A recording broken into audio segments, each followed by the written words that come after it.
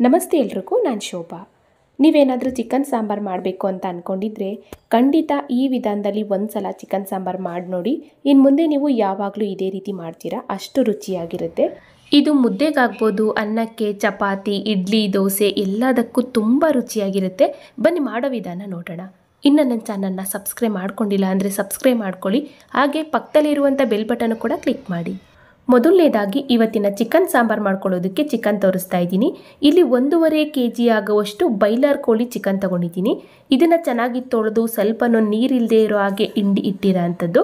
ಇದನ್ನು ಮುಚ್ಚಿ ನಾವು ಒಂದು ಸೈಡಲ್ಲಿಟ್ಟು ಚಿಕನ್ ಸಾಂಬಾರು ಮಾಡ್ಕೊಳ್ಳೋದಕ್ಕೆ ಸಿಂಪಲ್ಲಾಗಿ ಒಂದು ಮಸಾಲೆನ ಹುರ್ಕೊಳ್ಳೋಣ. ಮಸಾಲೆ ಹುರ್ಕೊಳ್ಳೋದಕ್ಕೆ ಗ್ಯಾಸ್ ಆನ್ ಮಾಡಿ ಒಂದು ಪಾತ್ರೆ ಬಿಸಿ ಇಟ್ಟು 2 ಸ್ಪೂನ್ ಆಗುವಷ್ಟು ಧನಿಯಾ ಕಾಳನ್ನು ಸೇರಿಸ್ತಾ ಇದ್ದೀನಿ. 2 ಸ್ಪೂನ್ ಧನಿಯಾ ಕಾಳು, 1 ಸ್ಪೂನ್ ಆಗುವಷ್ಟು ಕಾಳುಮೆಣಸು, ಹಾಗೆ ಇದಕ್ಕೆ 1-2 ಪೀಸು ಚಕ್ಕೆ, ಲವಂಗ, ಏಲಕ್ಕಿಕಾಯಿ, ಸ್ವಲ್ಪ ಜಾಯಿಪತ್ರೆ, ಮೊಗ್ಗು ಮತ್ತು ಸ್ಟಾರು ಇಷ್ಟನ್ನು ಕೂಡ ಹಾಕಿದ್ದೀನಿ. ಇವಾಗ ಇದನ್ನು ಕಡಿಮೆ ಉರಿನಲ್ಲಿ ಹುರ್ಕೋಬೇಕು. ಕಡಿಮೆ ಉರಿ ಅಂದರೆ ಫುಲ್ಲು ಲೋ ಫ್ಲೇಮ್ ಮಾಡಿಕೊಂಡು 1 ನಿಮಿಷ ನಾವು ಬಿಸಿ ಮಾಡಿಕೊಂಡ್ರೆ ಸಾಕು. ತುಂಬ ಕಪ್ಪಗಾಗೋ ತನಕ ಹುರ್ಕೊಳ್ಳೋದು ಬೇಡ. ಜಸ್ಟ್ ಸ್ವಲ್ಪ ಇದು ಕಲರ್ ಚೇಂಜ್ ಆಗಿ ಬಿಸಿ ಆದರೆ ಸಾಕು. ಇವಾಗ ನೀವು ನೋಡ್ತಾ ಇದ್ದೀರಲ್ಲ, ಇದು ಕರೆಕ್ಟಾಗಿ ರೆಡಿಯಾಗಿದೆ. ಗ್ಯಾಸ್ ಆಫ್ ಮಾಡಿಕೊಂಡು ಇದನ್ನು ತೆಗೆದು ನಾವು ಒಂದು ಪಾತ್ರೆಗೆ ಸೇರಿಸ್ಕೊಳ್ಳೋಣ. ಇದು ಬಿಸಿ ಆರಿದ ಮೇಲೆ ನಾವು ಸ್ವಲ್ಪ ಪುಡಿ ಮಾಡ್ಕೋಬೇಕಾಗತ್ತೆ. ಇವಾಗ ಎಲ್ಲನೂ ಕೂಡ ನಾನು ಒಂದು ಪಾತ್ರೆಗೆ ಸೇರಿಸ್ಕೊಂಡು ನೆಕ್ಸ್ಟು ಇದೇ ಪಾತ್ರೆಗೆ 1-2 ಸ್ಪೂನ್ ಆಗುವಷ್ಟು ಎಣ್ಣೆ ಹಾಕ್ತಾಯಿದ್ದೀನಿ. ಎಣ್ಣೆ ಚೆನ್ನಾಗಿ ಬಿಸಿ ಆಗ್ತಾ ಇದ್ದಾಗೆ ಇದಕ್ಕೆ ಈರುಳ್ಳಿ ಹಾಕಿ ಫ್ರೈ ಮಾಡ್ಕೊಳ್ಳೋಣ. ಈರುಳ್ಳಿ ಬಂದು 2 ಈರುಳ್ಳಿ ಮೀಡಿಯಮ್ ಸೈಜು, ಅಂದರೆ ತುಂಬ ಚಿಕ್ಕದಲ್ಲ, ಸ್ವಲ್ಪ ದಪ್ಪ ಸೈಜು 2 ಈರುಳ್ಳಿನ ಕಟ್ ಮಾಡಿ ಸೇರಿಸಿದ್ದೀನಿ. ಈರುಳ್ಳಿನ ನಾವು ಒಂದು ಅರ್ಧ ಭಾಗ ಫ್ರೈ ಮಾಡಿಕೊಂಡು ಆಮೇಲೆ ಉಳಿದ ಪದಾರ್ಥನ ಸೇರಿಸೋಣ. ಇವಾಗ ನೋಡಿ, ಈರುಳ್ಳಿ ಇಷ್ಟು ಫ್ರೈ ಆಗಿದೆ, ಇಷ್ಟಾದರೆ ಸಾಕು. ಇವಾಗ ಇದಕ್ಕೆ ಟೊಮೊಟೊ ಹಾಕ್ತಾಯಿದ್ದೀನಿ. ಟೊಮೊಟೊ ಬಂದು 2 ಟೊಮೊಟೊ ಮೀಡಿಯಮ್ ಸೈಜು, ಸ್ವಲ್ಪ ಗೋಡಂಬಿ ಪೀಸಸ್ನು ಕೂಡ ಹಾಕ್ತಾಯಿದ್ದೀನಿ. ಗೋಡಂಬಿ ಪೀಸಸ್ ಹಾಕಿಲ್ಲ ಅಥವಾ ಇಲ್ಲ ಅಂದರೆ ಇದ್ರ ಬದಲಾಗಿ ನೀವು ಒಂದು 3-4 ಸ್ಪೂನ್ ಆಗುವಷ್ಟು ತೆಂಗಿನಕಾಯಿನ ಹಾಕಿ ಮಾಡ್ಕೋಬೋದು.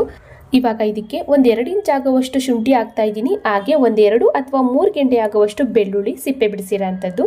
ಇದಿಷ್ಟು ಪದಾರ್ಥನೂ ನಾವು ಮಧ್ಯ ತಿರುಗಿಸ್ಕೊಂಡು ಚೆನ್ನಾಗಿ ಫ್ರೈ ಮಾಡ್ಕೋಬೇಕು. ಟೊಮೊಟೊ ಚೆನ್ನಾಗಿ ಸಾಫ್ಟ್ ಆಗೋ ತನಕ ಮೀಡಿಯಮ್ ಫ್ಲೇಮಲ್ಲಿ ಉರಿ ಇಟ್ಕೊಂಡು ಇದೇ ರೀತಿ ನಾವು ಫ್ರೈ ಮಾಡ್ಕೊಳ್ಳೋಣ.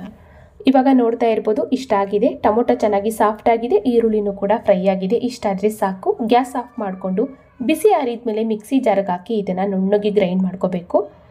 ಇವಾಗ ಒಂದು ಚಿಕ್ಕ ಮಿಕ್ಸಿ ಜಾರ್ಗೆ ಹುರಿದು ಬಿಟ್ಟಂಥ ಧನಿಯಾ, ಚಕ್ಕೆ, ಲವಂಗ, ನಾವೇನು ಈ ಗರಂ ಮಸಾಲ ಪದಾರ್ಥಗಳನ್ನ ಹುರ್ಕೊಂಡ್ವಿ ಅದನ್ನೆಲ್ಲನೂ ನಾನು ಮಿಕ್ಸಿ ಜಾರ್ಗೆ ಸೇರಿಸಿದ್ದೀನಿ. ಇದಿಷ್ಟೇ ಪದಾರ್ಥ ನೋಡಿ. ಇದನ್ನು ನಾವು ಸ್ವಲ್ಪ ನುಣ್ಣಗೆ ಗ್ರೈಂಡ್ ಮಾಡ್ಕೊಳ್ಳೋಣ. ನೋಡಿ, ಇವಾಗ ಪುಡಿ ರೆಡಿಯಾಗಿದೆ. ಮಸಾಲೆ ಪುಡಿ ಚಿಕನ್ ಸಾಂಬಾರ್ಗೆ ಹಾಕೋದಕ್ಕೆ ಇದು ತುಂಬ ಚೆನ್ನಾಗಿ ಬರುತ್ತೆ. ಇಲ್ಲಿ 1.5 kg ಆಗುವಷ್ಟು ಚಿಕನ್ ಸಾಂಬಾರ್ಗೆ ನಾನು 1-2 ಸ್ಪೂನ್ ಆಗುವಷ್ಟು ಮಾತ್ರ ಈ ಮಸಾಲೆ ಪುಡಿನ ರೆಡಿ ಮಾಡ್ಕೊಂಡಿರೋದು. ಇದು ಚಿಕನ್ ಸಾಂಬಾರ್ಗೆ ಅಂತಲೇ ಎಲ್ಲ, ನೀವು ಮಟನ್ ಸಾಂಬಾರ್ಗೆ ಮತ್ತು ಬಿರಿಯಾನಿಗಳಿಗೆ ಎಲ್ಲದಕ್ಕೂ ಕೂಡ ಇದನ್ನು 1 ಅಥವಾ 2 ಸ್ಪೂನ್ ಆಗುವಷ್ಟು ನಾವು ರೆಡಿ ಮಾಡಿ ಇಟ್ಕೊಂಡು ನಾವು ಬೇಕಾದಾಗ ಇದನ್ನು ಯೂಸ್ ಮಾಡ್ಕೋಬೋದು. ತುಂಬ ಚೆನ್ನಾಗಿ ಬರುತ್ತೆ. ಸಾಂಬಾರು ಆಗ್ಬೋದು ಅಥವಾ ಬಿರಿಯಾನಿ ಆಗ್ಬೋದು, ತುಂಬ ಚೆನ್ನಾಗಿ ಬರುತ್ತೆ ಟೇಸ್ಟು. ನೋಡಿ, ಇವಾಗ ಈ ಮಸಾಲೆ ಪುಡಿ ರೆಡಿಯಾಗಿದೆ. ಇದನ್ನು ಒಂದು ಸೈಡಲ್ಲಿಟ್ಟು ನೆಕ್ಸ್ಟು ನಾನು ಇದೇ ಮಿಕ್ಸಿ ಜಾರ್ಗೆ ಆವಾಗಲೇ ಹುರಿದು ಬಿಟ್ಟಂಥ ಈರುಳ್ಳಿ, ಟೊಮೊಟೊ ಮತ್ತು ಗೋಡಂಬಿ, ಶುಂಠಿ, ಬೆಳ್ಳುಳ್ಳಿ ಎಲ್ಲನೂ ಏನು ನಾವು ಹುರಿದು ಬಿಸಿ ಆರೋದಕ್ಕೆ ಬಿಟ್ಟಿದ್ವಿ ಅದನ್ನೆಲ್ಲನೂ ಕೂಡ ಸೇರಿಸ್ತಾ ಇದ್ದೀನಿ. ಎಲ್ಲನೂ ಕೂಡ ಸೇರಿಸ್ಕೊಂಡು ಇದಕ್ಕೆ ಸ್ವಲ್ಪ ನೀರು ಹಾಕ್ಕೊಳ್ಳೋಣ. ಇದಕ್ಕೆ ಬೇರೆ ಪದಾರ್ಥ ಏನೂ ಸೇರಿಸ್ತಾ ಇಲ್ಲ, ಇದಿಷ್ಟೇ ಪದಾರ್ಥ. ನೀರು ಹಾಕ್ಕೊಂಡು ಈ ಮಸಾಲೆನ ನೋಡಿ ಈ ರೀತಿ ನಾನು ನುಣ್ಣಗೆ ರುಬ್ಕೊಂಡಿದ್ದೀನಿ. ಇವಾಗ ಚಿಕನ್ ಸಾಂಬಾರು ಮಾಡ್ಕೊಳ್ಳೋದಕ್ಕೆ ಮಸಾಲೆನೂ ಕೂಡ ರೆಡಿ ಆಯಿತು. ನೋಡಿ, ಈ ರೀತಿ ಒಂದು ಮಸಾಲೆನ ರೆಡಿ ಮಾಡಿಕೊಂಡು ಒಂದು ಸಲ ನೀವು ಚಿಕನ್ ಸಾಂಬಾರು ಮಾಡಿ ನೋಡಿ, ತುಂಬ ರುಚಿಯಾಗಿ ಬರುತ್ತೆ. ಇವಾಗ ಮಸಾಲೆನ ಒಂದು ಸೈಡಲ್ಲಿಟ್ಟು ಸಾಂಬಾರನ್ನ ರೆಡಿ ಮಾಡ್ಕೊಳ್ಳೋಣ. ಸಾಂಬಾರು ರೆಡಿ ಮಾಡ್ಕೊಳ್ಳೋದಕ್ಕೆ ಗ್ಯಾಸ್ ಆನ್ ಮಾಡಿ ಕುಕ್ಕರ್ ಬಿಸಿ ಇಟ್ಟಿದ್ದೀನಿ. ಸ್ವಲ್ಪ ಎಣ್ಣೆ ಹಾಕ್ಕೊಂಡು ಎಣ್ಣೆ ಚೆನ್ನಾಗಿ ಬಿಸಿ ಆಗಬೇಕು. ಎಣ್ಣೆ ಚೆನ್ನಾಗಿ ಬಿಸಿ ಆಗ್ತಾ ಇದ್ದಾಗೆ ಇದಕ್ಕೆ 1 ಈರುಳ್ಳಿ ಹಾಕ್ತಾಯಿದ್ದೀನಿ. ಒಂದು ಮೀಡಿಯಮ್ ಸೈಜ್ ಈರುಳ್ಳಿನ ಸ್ವಲ್ಪ ಚಿಕ್ಕದಾಗಿ ಕಟ್ ಮಾಡಿ ಸೇರಿಸಿದ್ದೀನಿ. ಹಾಗೆ ಇದಕ್ಕೆ 2 ಮೆಣಸಿನ್ಕಾಯಿ ಸ್ವಲ್ಪ ಮಧ್ಯಕ್ಕೆ ಓಪನ್ ಮಾಡಿರೋ ಅಂಥದ್ದು, 2 ಹಸಿಮೆಣಸಿನ್ಕಾಯಿನ ಹಾಕ್ಕೊಂಡಿದ್ದೀನಿ. 1 ಈರುಳ್ಳಿ ಮತ್ತು 2 ಮೆಣಸಿನ್ಕಾಯಿ ಎಣ್ಣೆಯಲ್ಲಿ ನಾವು ಚೆನ್ನಾಗಿ ಫ್ರೈ ಮಾಡ್ಕೋಬೇಕು. ಈರುಳ್ಳಿ ಬಂದು ಸ್ವಲ್ಪ ನಮಗೆ ಕಲರ್ ಚೇಂಜ್ ಆಗಬೇಕು. ಕಲರ್ ಚೇಂಜ್ ಆಗೋ ತನಕ ಇದೇ ರೀತಿ ಫ್ರೈ ಮಾಡ್ಕೊಳ್ಳೋಣ. ಇವಾಗ ನೀವು ನೋಡ್ತಾ ಇರ್ಬೋದು, ಈರುಳ್ಳಿ ಈ ರೀತಿ ಫ್ರೈ ಆಗಿದೆ, ಇಷ್ಟಾದರೆ ಸಾಕು. ಇವಾಗ ನಾವು ಇದಕ್ಕೆ 1/4 ಸ್ಪೂನ್ ಆಗುವಷ್ಟು ಅಡುಗೆ ಅರಿಶಿನ ಪುಡಿನ ಸೇರಿಸಿ ಚೆನ್ನಾಗಿ ಒಂದು ಸಲ ಮಿಕ್ಸ್ ಮಾಡಿಕೊಂಡು ಚಿಕನ್ ಹಾಕೋಣ. ಆವಾಗಲೇ ನಾವು ತೊಳೆದು ಸ್ವಲ್ಪ ನೀರಿಲ್ಲದೆ ಇರೋ ಹಾಗೆ ಹಿಂಡಿ ಇಟ್ಕೊಂಡಿರೋ ಅಂಥ ಚಿಕನ್ನೆಲ್ಲ ಸೇರಿಸಿದ್ದಾಯಿತು. ಇವಾಗ ಇದಕ್ಕೆ ಉಪ್ಪು ಹಾಕ್ತಾಯಿದ್ದೀನಿ. ರುಚಿಗೆ ನೋಡಿಕೊಂಡು ಉಪ್ಪನ್ನು ಸೇರಿಸ್ಕೊಳ್ಳಿ. ಸ್ವಲ್ಪ ಉಪ್ಪು ಹಾಕ್ಕೊಂಡು ಚಿಕನ್ನ ನಾವು ಚೆನ್ನಾಗಿ ಮಿಕ್ಸ್ ಮಾಡಿಕೊಂಡು ಫ್ರೈ ಮಾಡ್ಕೊಳ್ಳೋಣ. ಚಿಕನ್ನಲ್ಲಿರೋ ನೀರೆಲ್ಲ ಆಚೆ ಬಂದು ಚಿಕನ್ ಚೆನ್ನಾಗಿ ಫ್ರೈ ಆಗಬೇಕು. ಮಧ್ಯೆ ಮಧ್ಯೆ ನಾವು ಇದೇ ರೀತಿ ಚೆನ್ನಾಗಿ ಮಿಕ್ಸ್ ಮಾಡಿಕೊಂಡು ಮುಚ್ಚಿ ನಾವು ಚಿಕನ್ನ ಚೆನ್ನಾಗಿ ಫ್ರೈ ಮಾಡ್ಕೊಳ್ಳೋಣ. ಇವಾಗ ನೋಡಿ ಚಿಕನ್ನು ನೀರು ಬಿಟ್ಟು ಚೆನ್ನಾಗಿ ಫ್ರೈ ಆಗ್ತಾ ಇದೆ. ಇಷ್ಟಾದರೆ ಸಾಕು. ಇವಾಗ ಇದಕ್ಕೆ ನಾವು ಚಿಲ್ಲಿ ಪೌಡ್ರ್ ಹಾಕೋಣ. ಚಿಲ್ಲಿ ಪೌಡ್ರ್ ಬಂದು ಇಲ್ಲಿ ನಾನು ಒಂದು 3 ಸ್ಪೂನ್ ಆಗೋವಷ್ಟು ಚಿಲ್ಲಿ ಪೌಡ್ರನ್ನ ಸೇರಿಸ್ತಾ ಇದ್ದೀನಿ. ಖಾರಕ್ಕೆ ನೋಡಿಕೊಂಡು ಸೇರಿಸ್ಕೊಳ್ಳಿ. 3 ಸ್ಪೂನು ಚಿಲ್ಲಿ ಪೌಡ್ರು, 2 ಸ್ಪೂನ್ ಆಗೋವಷ್ಟು ಧನಿಯಾ ಪುಡಿ. ಇದು ಬಂದು ನಾವು ಆವಾಗಲೇ ಹುರಿದು ಪುಡಿ ಮಾಡಿ ಇಟ್ಟಂಥ ಈ ಚಿಕನ್ ಮಸಾಲ ಪುಡಿ. ಇದನ್ನು ಒಂದು 2 ಸ್ಪೂನ್ ಆಗುವಷ್ಟು ಸೇರಿಸ್ತಾ ಇದ್ದೀನಿ. ನಾನು ರೆಡಿ ಮಾಡ್ಕೊಂಡಿದ್ದೆ ಒಂದು 2 ಸ್ಪೂನ್ ಆಗುವಷ್ಟು ಮಾತ್ರ.